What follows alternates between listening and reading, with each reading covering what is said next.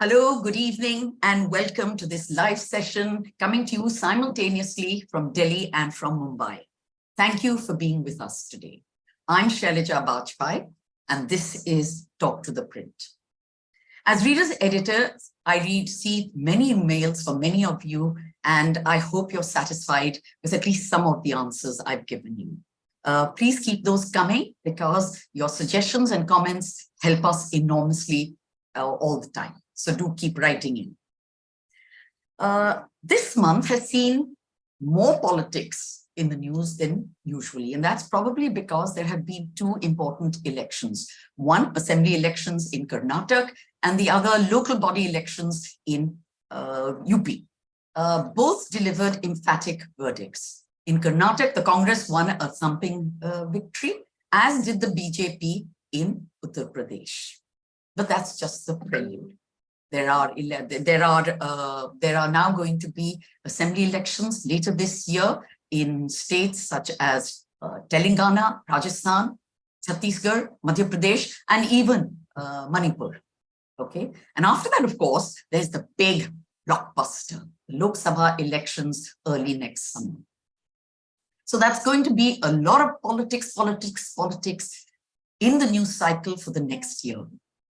The question that sort of occurs to me sometimes, and I'm going to share that now with you, is how does a small, compact political team, like the one that the Indian, you can see where I'm going from my background, something like ThePrint has today, can keep track of all of this? How on earth do they report on new big political stories that seem to emerge and develop every day with their twists and their turns, while tracking elections both at the state level and at the national, with all their campaigns, manifestos, cast, etc., that they have to do?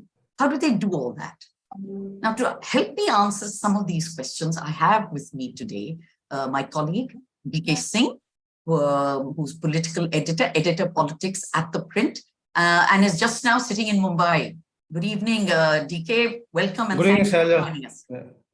How's the weather in Mumbai, I should say. A bit sultry. I was hoping it would drizzle, but no. We, by the way, having charming weather in Delhi. Nice breeze. Okay. Let me begin, DK, by asking you a few questions that I've been wanting to ask you for a long time, but never had a chance to. First of all, tell me, how long have you been reporting on politics, and why did you choose to report on politics?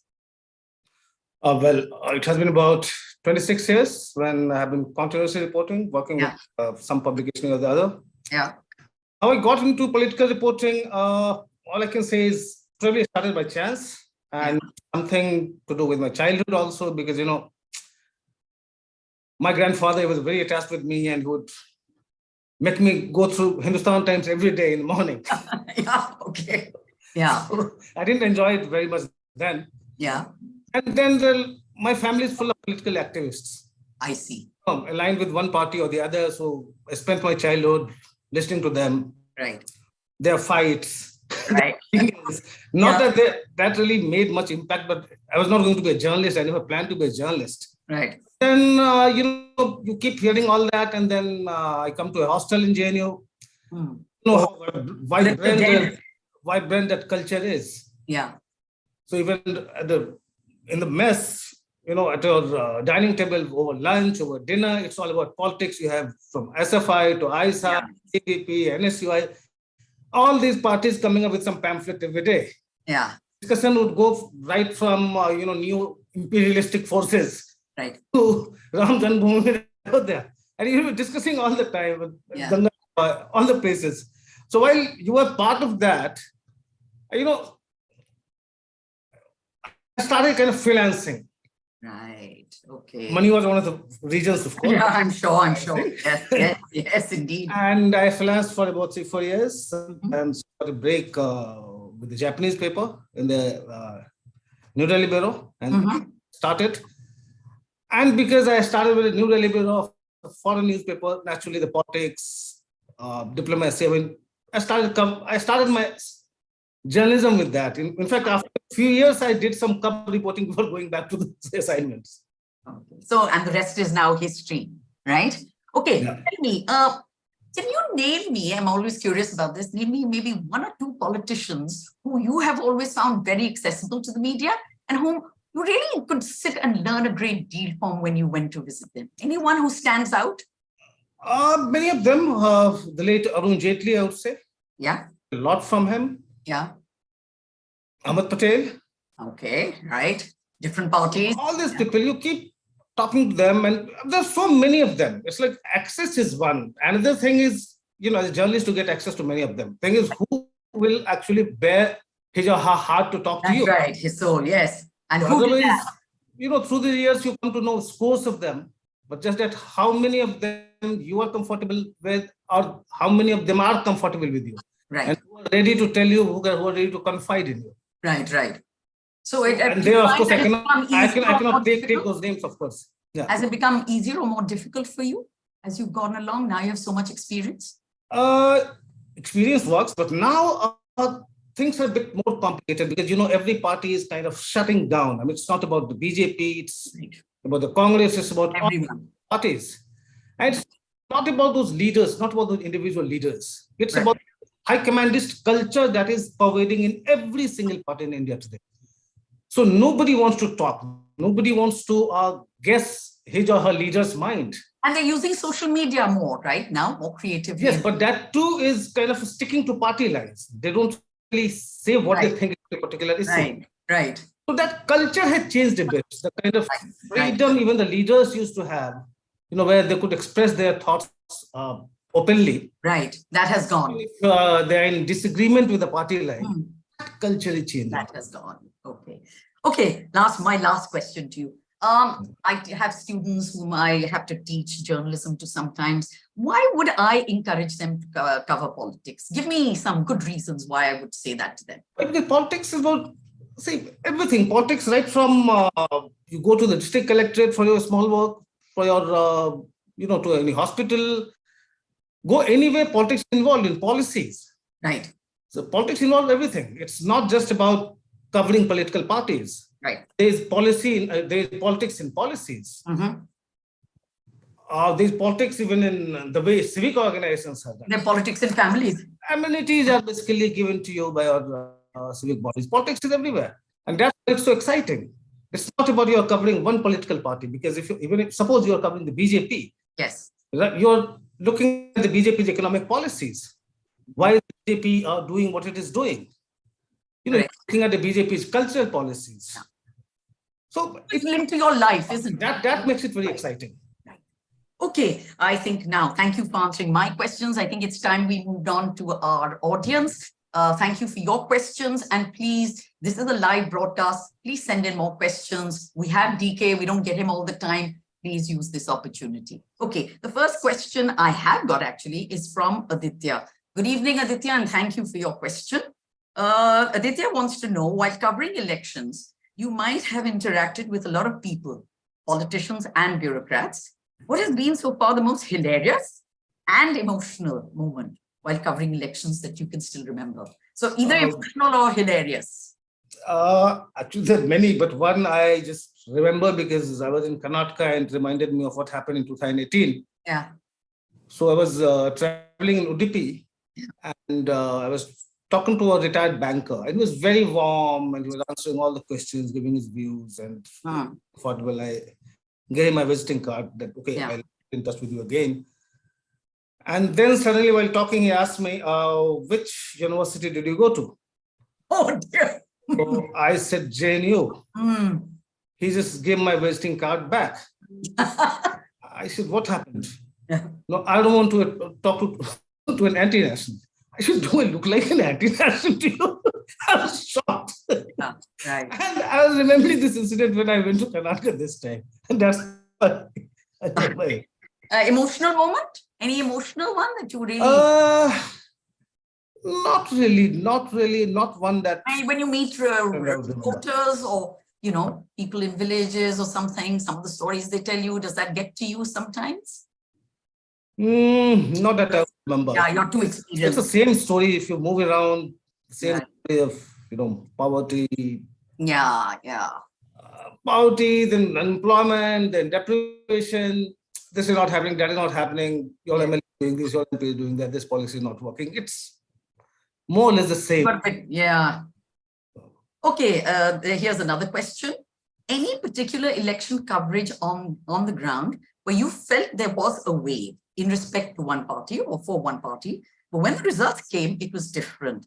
And that's part one of the question. And part two is, why is it that sometimes you don't see ground fervor get converted into results? So you think, oh, wow, what's happened? And then First of all, let me tell our viewers our limitations as journalists. Right. Suppose I go to UP. Yeah. I went to Karnataka, for instance. Mm-hmm. You have over 5 crore voters. So you spend, say, 15 days. Right. How many people can you interact with? Right. And every state is so complex. Different regions vote differently. Different castes vote differently. They have different applications. So in a day, even if you're talking to 50 people, right, in 15 days, you'll be talking to 750 people. Right. That's a very, very minuscule sample that you get. Yeah. If there is a wave, yes, you get that. Because everybody across regions, everybody talks that way. Do people, you feel, tell you the truth? Voters telling me the truth? Yes. That's a big challenge nowadays. I'm telling you, somehow this, I would not call it cynicism, I would call it kind of lack of distrust in the media, growing distrust probably. Right. We need to introspect why it's happening, because until about, say, 10 years back, even 6-7 years back, you would go to villages, you go to any town, city, people would be very warm, they would talk to you very, they would be very forthright in what they tell you. Right. Today, they become very suspicious. Very often you hear them telling you which party you come from. You say you are a journalist. Right. Which party? Right. So we are losing that trust, and that's a major cause of concern. Does that mean you have to talk to more people now because of that? Because you have more people, you need to discount a lot of what is with them. You spend a lot of time with them. First of all, you have to win their trust. Earlier, that trust was easy to come. As a journalist, go to those areas and people will be very responsive. Yeah. Now, even after long chats with them, you don't really know whether they trust you enough to tell you what they think. Yeah. Okay. All right. Okay. I'm going to ask my question right at the end, but here is another one from a reader actually that I received on mail, but I thought I might as well ask it today. He's been reading our coverage at the print of both the UP and the Karnataka elections, and he's been very complimentary, I should tell you. But he says one of the things that he noticed is that there are many different readings and views on the Karnataka elections. For instance, he felt that in your opinion pieces, you were saying one thing, and some of the young reporters were saying something entirely different. So his question is, do you think that this may be confusing our readers and viewers? No, sir, that's the beauty of the print, and that's the beauty of journalism. Yeah. We express our views. We are all individuals, even at the print. I may have a different view.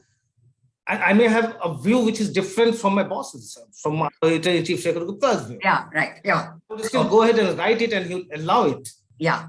People, younger colleagues of mine who may not agree with me, they can write their own views, but they write them as opinions. When it comes to reporting, all of us have to stick to facts. Right. Without giving our commentary. So that situation is very much there. So if you could specify where actually we went wrong, and if he has noticed, I'm sure he must have felt it somewhere. It would have helped if he had specified it.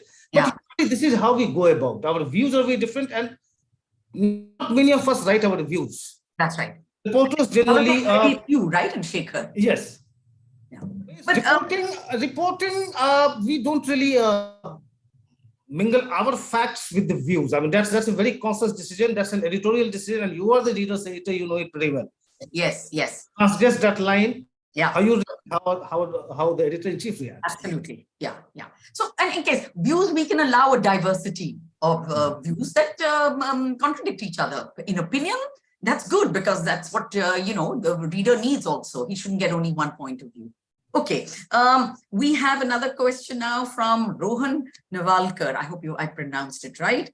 What are Congress's prospects in Telangana? Will it at least remain the primary opposition party after its victory in Karnataka? I mean, this is early days, but do you have any early prediction for Telangana? Let's see, because Congress has been the first one coming up. Sorry, is it the first one coming up now?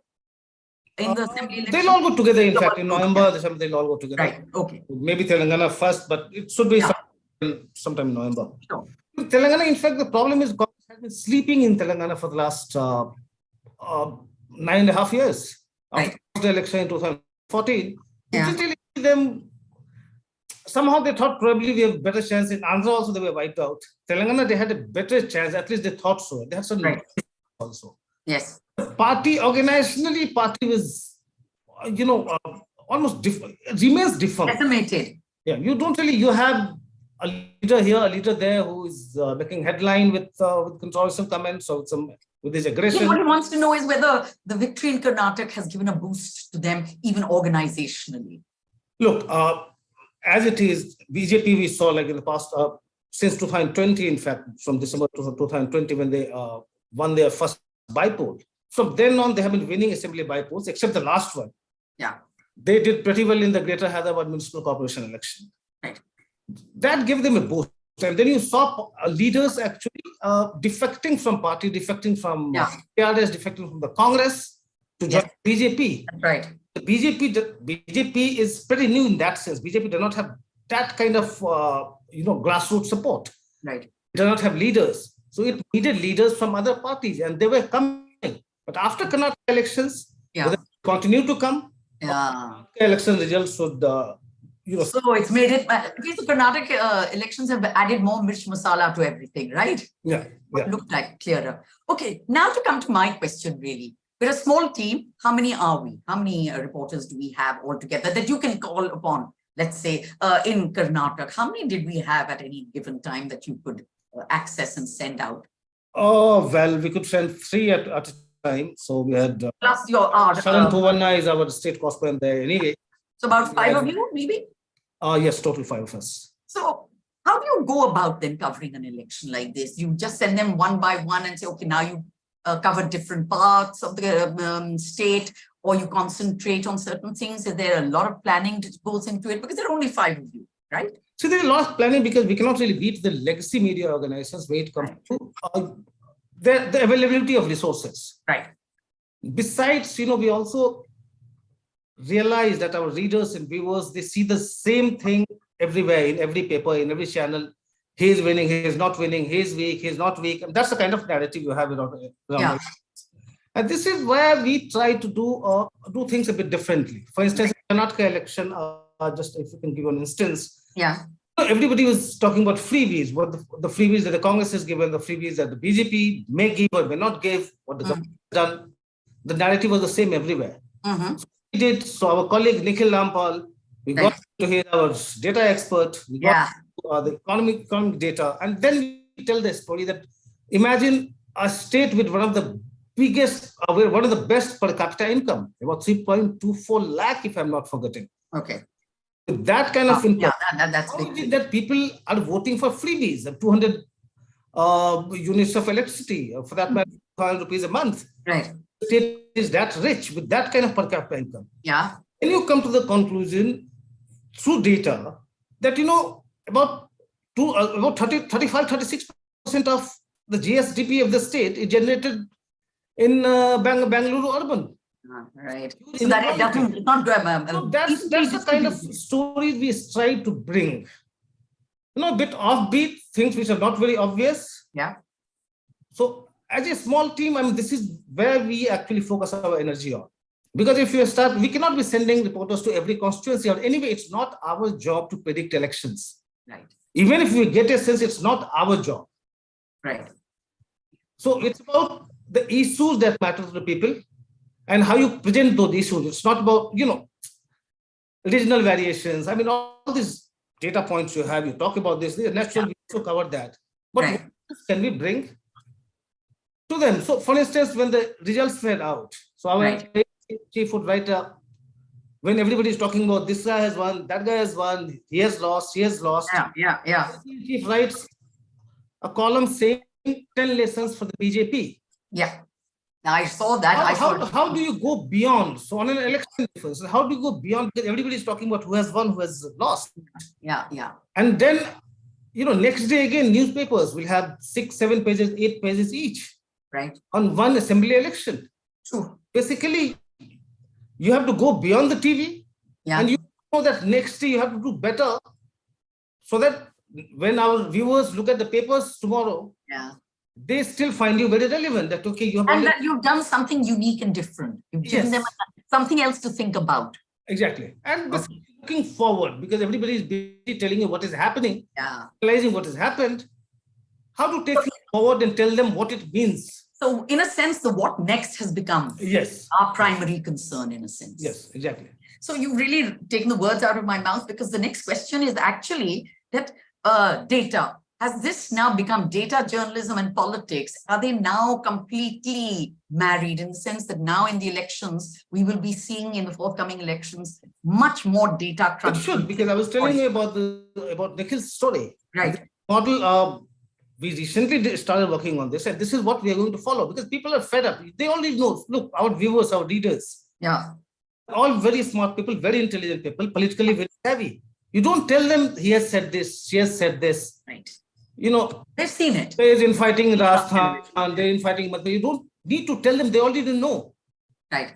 To decide, to think of what they may be curious about. Yes. We can bring with our expertise in that field. So data analytics, what more can we bring to them? Right. Otherwise, telling them what they already know serves no purpose. One reader wants to know, this is an interesting question. What has been the most challenging story for you as a reporter or editor politically? Was it in elections, or has it been otherwise? A challenging political story. Challenging in today's times is very challenging, very frankly. As I said, high commandist culture in every party, nobody wants to talk to you, and you want to know what is the party thinking. Yeah. And you can't really penetrate there, because even if people know, they will tell you. That's a challenge today. And then when we're talking about elections, another challenge is to get the people to talk to you, to get the people to trust you. Because this growing distrust in the media is very disturbing. And every time you hit the field, you come back very disappointed and frustrated. Do they attack you? Do you get people being... Not really. No. But the very approach is, okay. So, earlier you used to see when leaders would go back, MLAs would go back after 5 years. Right. Then you would hear songs like "5 सालों में हिसाब देने आए." Whole song. Now it's like the journalists. People are very hostile to you, and if not hostile, very indifferent. Is this because they've got too much access now? Too much access? Is it because they've got too much access to social media and to the media? Is that some things have been happening on social media? That's one for sure. And probably we need to do some self-introspection where we are going wrong, why they are looking at us this way. Yeah. Okay, readers, some introspection for us there. Another question. Okay, what are your plans for the upcoming Lok Sabha elections? Have we begun some blueprint, DK, or are we still... Well, we start our planning. There is no fixed time when we start our planning. So if I'm in Mumbai, I'm already planning for the BMC election. I'm already planning for the next 2024 election. Both Lok Sabha. We keep traveling as things come to you. You start studying that. I was studying Rajasthan, Madhya Pradesh. So it's a continuous process. You keep looking at it. What are the trends emerging? Keep looking at the trends. Keep writing about them and thinking how to go ahead from here. Right. Which way it's moving, and you try to capture that movement. Yeah. This whole bogey of AI now coming in. Is this one of the things that is going to worry us, or is it something we can use? This is the question. I don't know how up you are with technology. I'm not very good at this, but he wants to know whether AI this time will be used more for analysis. Are we thinking of anything, or is it too early at this stage to talk about that? It's a bit early right now, at least in India. So I don't see why we shouldn't think about it, but at this stage, all bets are off, Also, AI is a very difficult, treacherous territory both ways. It can go both ways. At least I'll be completely down and out once the AI comes. No, but nobody can hold your opinion. I'm technologically neutral. And your jokes, nobody will be able to. No, I wouldn't worry if I were you. Okay, I think there's, do you plan to do a lot of ground reporting for the national elections, or shall we? Yes, of course. I will be out. In fact, right away, just planning when to start and how to start. So right, yeah, yeah, because it's the prints. It's also the prints forte, ground reporting. So right. it's not just about features, human interest stories, or incidents. It's about political events also. Yeah. This is where we are going to focus more now. Okay, okay. And the last question is actually, because this is all we have time for, is about exit polls. And polls, opinion polls. We're already seeing polls about whether Rahul Gandhi, I beg your pardon, and PM Modi, who is more popular, etc. Exit polls. How much should we go by these polls in your experience now? Well, there are some very good agencies, they're able to capture it, but you can never go by exit polls totally. It helps you because given their sample size, they have interviewed more people than you yourself can. So that is an indicator, but so many times have they gone so horribly wrong. You don't really actually, place your bets on exit polls. I mean, you do your own things and what you. Yeah, even this time there were ones that predicted a BJP victory and a very close fight. Because what happens, in this election, if exit polls have gone right, everybody is clapping, exit polls have become perfect. Next election, they go wrong, everybody forget about it. Okay, fine, we'll see. Yeah. It's part of the hazard, isn't it, of doing it? So that's not my kind of thing. Right. We won't ask you to do an exit poll, DK. Rest assured. Okay, I think that's all we have time for. DK, thank you so much. I know you had a long journey to Bombay. Thank you so much for your time and all the best for whatever you want to do there. Readers, audience, as always, thank you very much. We will see you again, same time, same place in a month from now. Remember, the last Thursday